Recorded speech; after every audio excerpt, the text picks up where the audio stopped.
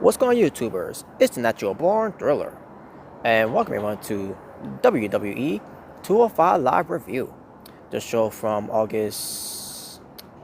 It was somewhere 27th. Okay, 2019. They were at Baytown Rogue, Louisiana, because SmackDown was at Baytown Rogue, Louisiana, so 205 Live was there. The commentators were for today. For this week. I meant to say, was Tom Phillips replacing Vic Joseph, because Vic Joseph was at the WWE Performance Center, what pertains to NXT UK. Basically, one of those certain call assignments that WWE does for for these commentators. So it was Tom Phillips, Nigel McGuinness, and Aiden English. So let's get to the show here. So the opening show, first of all, they opened up first with General Manager Drake Madrick congratulating Oney Lorcan and Humberto Carrillo for their victories last week. And Oney Lorcan said he wants a shot against Drew Gulak again. And Drake Madrick says that he's been put in a position where someone will get a shot against Drew Gulak, but it'll be between Oney Lorcan and Humberto Carrillo, since they were the last. They were, the surviving teams from last week's match. And the winner of that match will be number one contender to face Drew Gulak at WWE Clash of Champions pre-show. So there you go. Opening match, we get Ariya Daivari versus Kalisto. And match itself was pretty decent. I enjoyed this match for what it was. However, in the end, it was basically Daivari using his cheating tactics by going after the mask of Kalisto, and he locks in the hammerlock lariat, because Kalisto tried to go for the Cielo del Sol, his finishing move, which Daivari again, he went on to tear the mask just enough to distract Kalisto, so that he could put him in the hammerlock lariat, which is his finishing move, and gets the win. After the match, Daivari beats down on Kalisto. Grand Metalik and Lacey Dorado of Lucha Trash Party comes out for the save. Basically, Daivari dumps Grand Metalik out of the ring, but he lands on the apron. And then Lacey Dorado charges at Daivari, and Daivari stops him and basically tells him that you don't need these guys. You don't need these guys. Daivari was basically trying to get into the head of Lacey Dorado, and Lacey Dorado, he could have attacked him if he wanted to, but he didn't do that. Instead, he was listening to what Daivari was saying to him. I thought it's going to lead to Lacey Dorado to turn heel, or maybe he's the one who will be revealed that he was the one who attacked Grand Metalik when no one was around. But I'm assuming that's what's going to lead to. But we'll see how that turns out. But as of right now, Daivari is leaving the ring, as Grand Metalik and Lacey Dorado himself, Kalisto, and there you go. So basically, the Lucha Trash Party is still intact.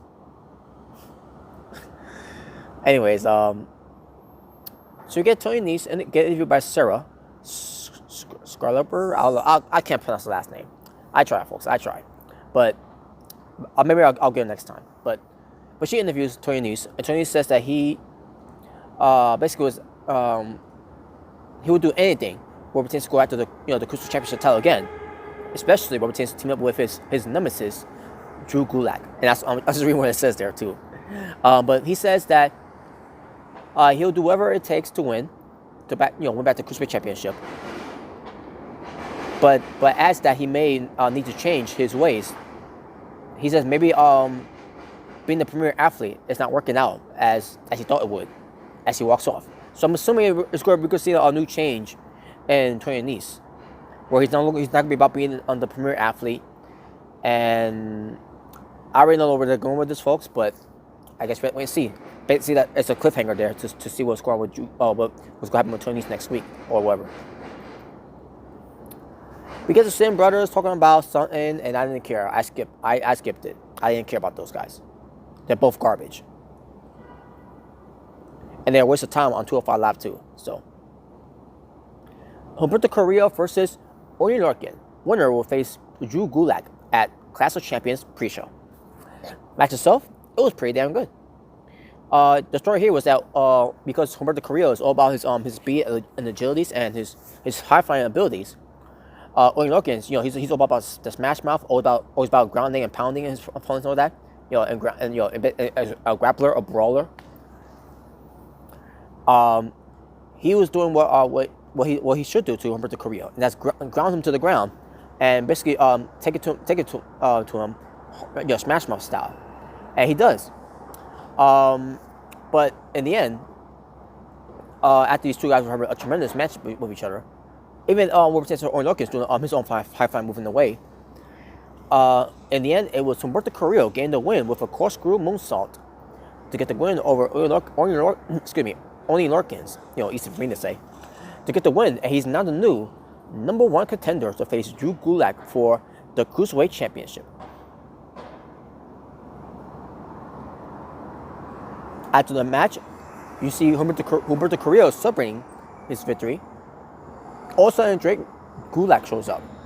He congratulates Humberto Carrillo for earning this title shot, earning this opportunity, saying that his teachings were a big reason why that Humberto Carrillo is getting this opportunity. And he says he is not the same teacher that he used to be. And he said that he's going to teach Humberto Carrillo about pain and punishment. And he says that if change is the rule, I am the law. And that was the end of that. And basically doing some build-ups here between Drew Gulak versus Humberto Carrillo. So there you go. That was the show. Talking about wrestling for WWE 205 Live, the show from August 27, 2019. 2 matches. My overall rating for the show, I'm gonna go 6 out of 10. And that being said, folks, thank you all for watching. For It's Natural Born Thriller, saying peace on the streets. For this was your WWE 205 Live review. Until next time we return to this WWE 205 Live review, I'm out. Take care.